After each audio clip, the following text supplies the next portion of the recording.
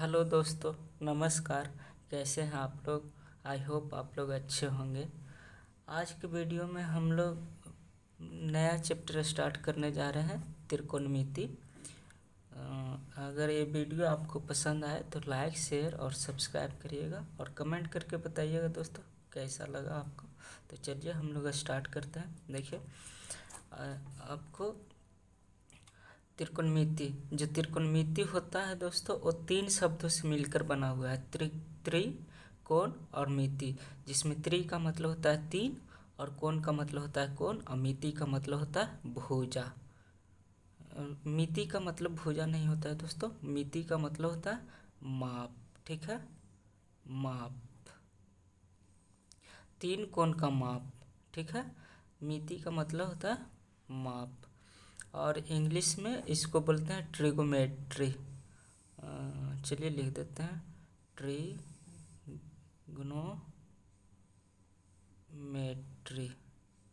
Trigonometry, जैसे देखिए इसमें ट्री का मतलब होता है थ्री, और गोन का मतलब होता है साइड, यानी कि भुजा। साइड होता है भुजा। मेट्रोन का मतलब होता है मेट्रोन का मतलब होता है माप, जिसको मेजरमेंट कह सकते हैं आप।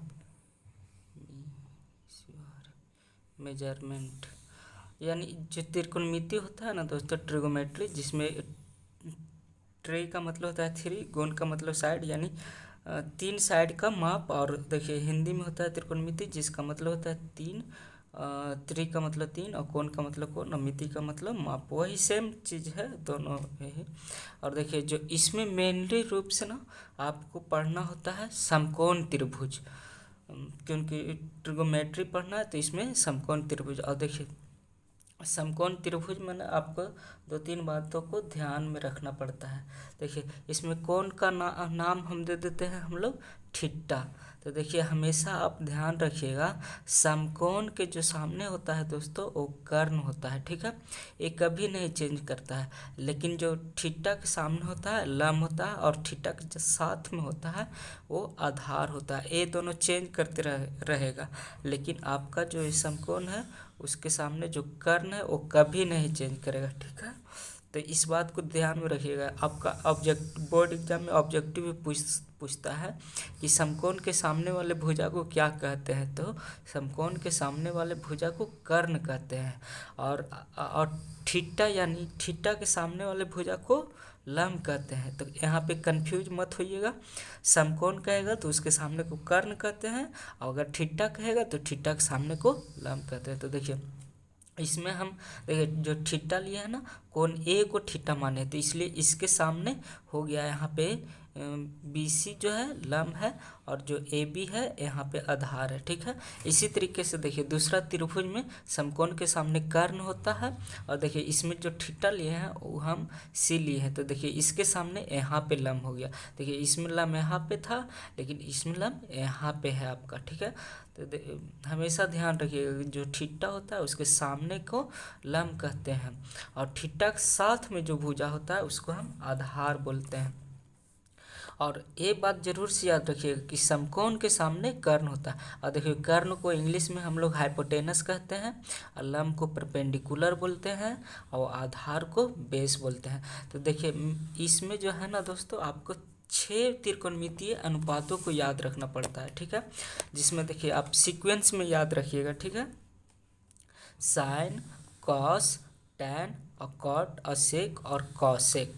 ठीक है, 6 होता है। पहला होता है साइन होता है, दूसरा होता है कॉस, उसके बाद होता है टैन, उसके बाद होता है कॉट, उसके बाद होता है सेक, उसके बाद होता है कॉसेक। तो देखिए जो साइन थीटा होता है वो होता है लंब बटे आधार। तो देखिए हम लोग ने लंब को परपेंडिकुलर नाम दिया, इसलिए P/H भी कहीं यूज किया जाता है। ठीक है, और जो कॉस होता है वो आधार बटे कर्ण, आधार को बेस कहते हैं, यानी बेस जो है B से स्टार्ट होता है, इसलिए B/H हो गया हाइपोटेनस। ठीक है, और जो टैन थीटा होता है वो आपका लंब बटे आधार होता है, इसलिए हम P/B करते हैं। और जो कॉट थीटा होता है वो आधार बटे लंब होता है, यानी B/H पी होता है, ठीक है।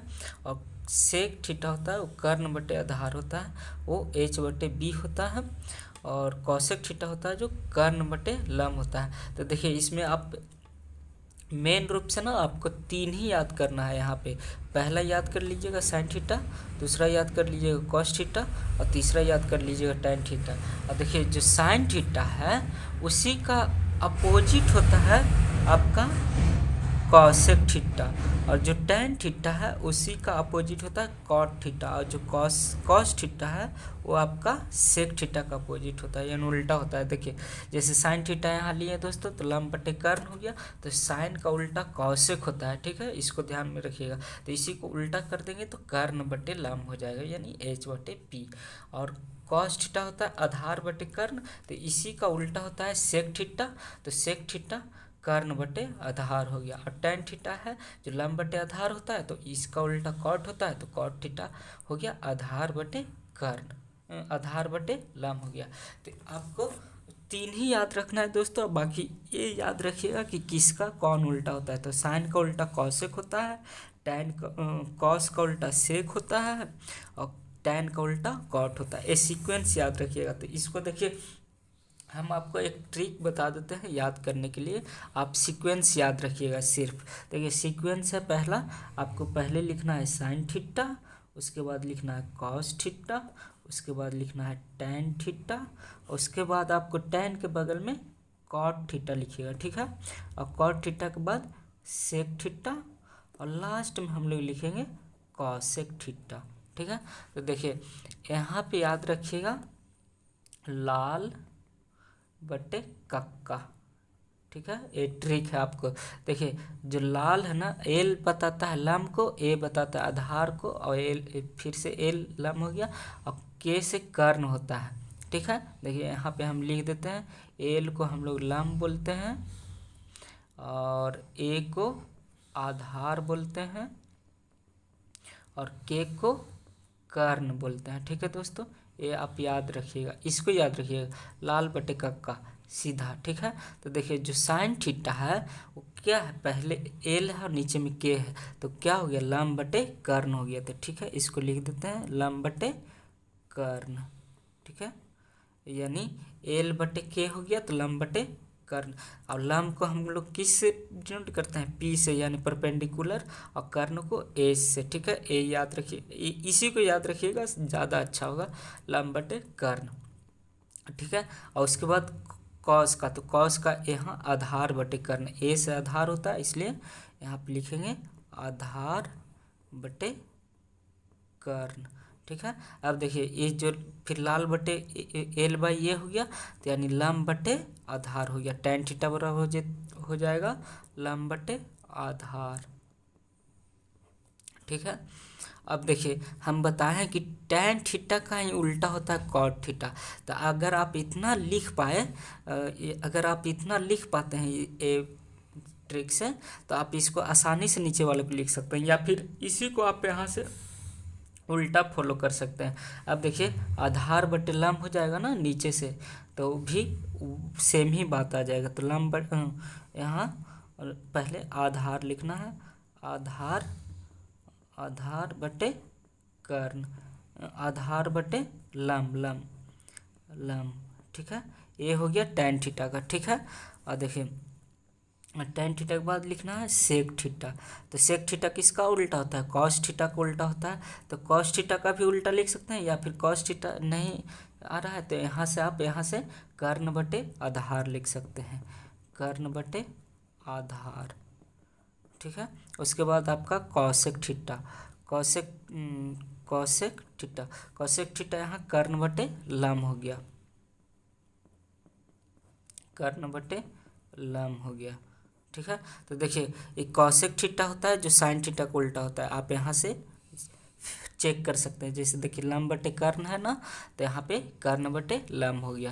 तो इससे क्या कह सकते हैं कि साइन थीटा को उल्टा होता है कॉसेक थीटा, और देखिए कॉस थीटा जो होता है आधार बटे कर्ण होता है, और इसका उल्टा होता है सेक थीटा, यानी कर्ण बटे आधार। तो देखिए इसका उल्टा है ना, तो कह सकते हैं ना कि कॉस थीटा को उल्टा होता है सेक थीटा, और टैन थीटा को उल्टा होता है कॉट थीटा। तो आपको मेनली रूप से यही तीनों याद रखना है, साइन थीटा, कॉस थीटा और टेन थीटा। बाकी ये याद रखिएगा कि किसका उल्टा क्या होता है। तो टेन थीटा का उल्टा कॉट थीटा होता है, कॉस थीटा का उल्टा सेक थीटा होता है और साइन थीटा का उल्टा कॉस सेक थीटा होता है। तो चलिए हम अब इसको अब एक एग्जाम्पल के थ्रू समझते हैं। तो देखिए आपका जो एनसीईआरटी में एग्जाम्पल दिया हुआ है दोस्तों, वो है आपका कि यदि tan थीटा बराबर इतना हो तो कोण ए के अन्य त्रिकोणमितीय अनुपात ज्ञात कीजिए। तो हम देखिए कोण को थीटा मान लेते हैं, ठीक है। तो चलिए अब इसको हम कॉपी पे बनाते हैं। आपको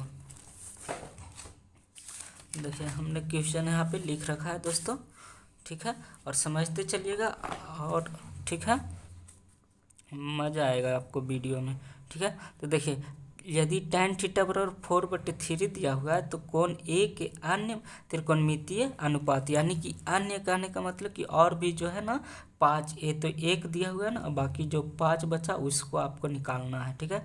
तो हम सबसे पहले समकोण त्रिभुज बनाएंगे, क्योंकि ए समकोण, और देखिए समकोण पे ए ले लिया है तो यहाँ पे ए नहीं लेना है, समकोण जो होगा ए के अलावे ही होगा, ठीक है। तो इसको हम बी मान लेते हैं। तो सपोज अगर इसको ए मानते हैं तो इसको हमको सी मानना पड़ेगा। और देखिए कोण ए न दिया हुआ है दोस्तों, तो कोण ए को आप थीटा मान सकते हैं, ठीक ठीक है। और देखिए जो समकोण होता है उसके सामने कर्ण होता है, ठीक है, कर्ण होता है, और थीटा के सामने यहाँ पे लंब होता है, ठीक है। और इसके सामने थीटा के साथ जो रहता है उसको हम आधार बोलते हैं, आधार। तो देखिए आपको दिया हुआ है यहाँ पे हर लिखेंगे, आपका दिया हुआ है tan थीटा बराबर tan ए बराबर, ठीक है। तो यहाँ से ही हम मान के चलते हैं। तो tan ए बराबर दिया हुआ है का चीज 4/3, यानी कहने का मतलब है कि tan ए बराबर आप क्या जानते हैं, लंब बटे आधार, आधार जानते हैं ना। तो 4/3 हो गया। तो यहाँ से क्या हो जाएगा, लंब का वैल्यू है दोस्तों वो आपका 4 हो जाएगा, और जो आधार का वैल्यू है वो आपका 3 हो जाएगा, ठीक है। तो आप जानते हैं आपको 2 चीज़ मालूम है, और भी त्रिकोणमितीय अनुपात निकालने के लिए आपको कर्ण की भी ज़रूरत होगा। तो सबसे पहले हम लोग कर्ण निकाल लेते हैं। तो आप देखिए यहाँ पे जानते हैं हम लिखेंगे कि पाइथागोरस प्रमेय से, ठीक है, पाइथागोरस प्रमेय से, ठीक है दोस्तों। पाइथागोरस प्रमेय से आप क्या जानते हैं, जो कर्ण का जो स्क्वायर होता है, कर्ण का जो वर्ग होता है वो लंब के वर्ग के और आधार के वर्ग के जोड़ होता है, यानी सम होता है, ठीक है। तो आपको देखिए कर्ण तो निकालना है, आपको लंब मालूम है, कितना मालूम है, 4 मालूम है, तो 4 का स्क्वायर कर देंगे। आधार कितना मालूम है, 3 मालूम है, तो 3 का स्क्वायर कर देंगे, ठीक है। तो यहाँ हो जाएगा 4 चौको 16 और यहाँ हो जाएगा 3 त्रिका 9। तो देखिए कर्ण, यहाँ पे कर्ण का स्क्वायर है ना, तो कर्ण का स्क्वायर बराबर आपका क्या हो जाएगा, यहाँ 16 9 25। तो यानी कर्ण बराबर आप क्या लिख सकते हैं, कर्ण बराबर √25 लिख सकते हैं। अब 25 का वैल्यू कितना हो जाएगा 5, यानी जो कर्ण है वो आपका 5 आ गया, ठीक है। तो अब देखिए यहाँ आपका tan तो निकाला हुआ, तो अब लिखेंगे यहाँ पे अन्य त्रिकोणमितीय अनुपात। तो यहाँ पे लिख देते हैं अन्य त्रिकोणमितीय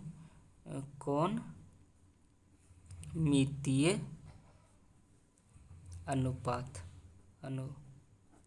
तो देखिए अन्य त्रिकोणमितीय, तो चलिए साइन थीटा हम क्या बताए हैं, साइन थीटा, तो साइन ए यहाँ पे लिख देते हैं, क्योंकि थीटा के जगह पे ए दिया हुआ है तो ए लिख देते हैं। तो आप क्या हो जाएगा, साइन बराबर लंब बटे कर्ण हो जाएगा, ठीक है।